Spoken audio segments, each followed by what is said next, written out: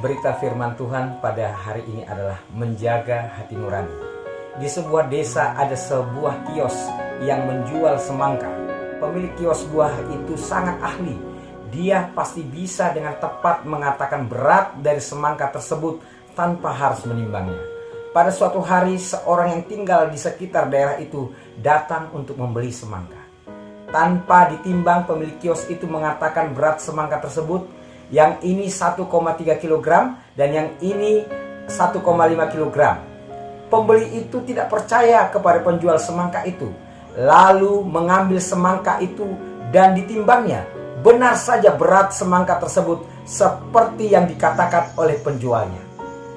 Kemudian pembeli itu mengambil sebuah semangka yang besar dan memberikannya kepada pemilik kios sambil berkata, "Jika kamu dapat menebak berat semangka ini, aku akan memberikan segepok uang ini kepada kamu." Pemilik kios itu dengan gembira menyetujui, lalu dengan hati-hati mengangkat semangka itu. Setelah ditimang-timang di tangannya, dia malah berhenti sebentar.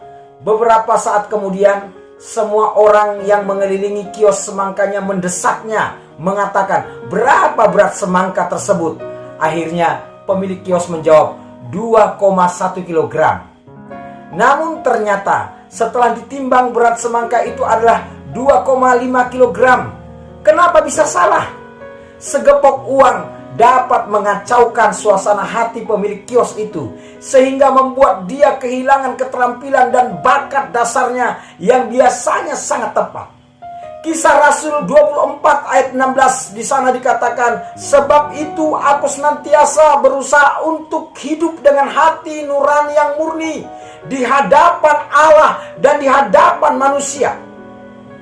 Rasul Paulus sadar betul pentingnya hati nurani.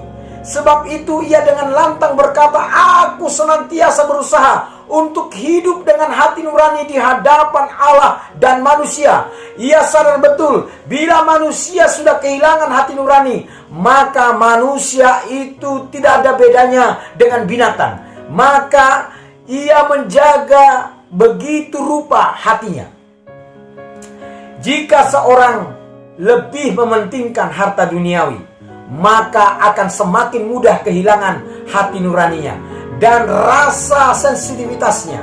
Hati manusia bagaikan air, namun hanya sedikit saja desiran angin, maka akan menimbulkan riak di permukaan air yang tenang tersebut. Kehidupan dunia yang warna-warni penuh dengan godaan, seperti mobil mewah, uang, gadis cantik, ketenaran, kekuasaan, selalu seperti badai yang menerjang ke dalam hati. Jika tidak berhati-hati, maka akan membuat kita kehilangan hati nurani, sehingga sulit untuk mengembalikan sifat dasar kita yang penuh dengan kemurnian, kedamaian, dan kebaikan.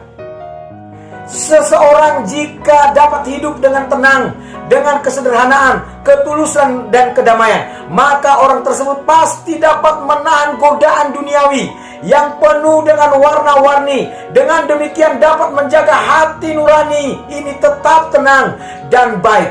Hati nurani adalah modal dasar kita hidup di dunia ini. Di dalam hati ini tersimpan kecerdasan dan kecakapan kita, juga tersimpan kualitas kita sebagai manusia. Karena itu, kita berkewajiban menjaga hati nurani kita dengan baik dan luar biasa dan lurus, agar tetap terjaga kemurniannya di hadapan Allah dan di hadapan manusia.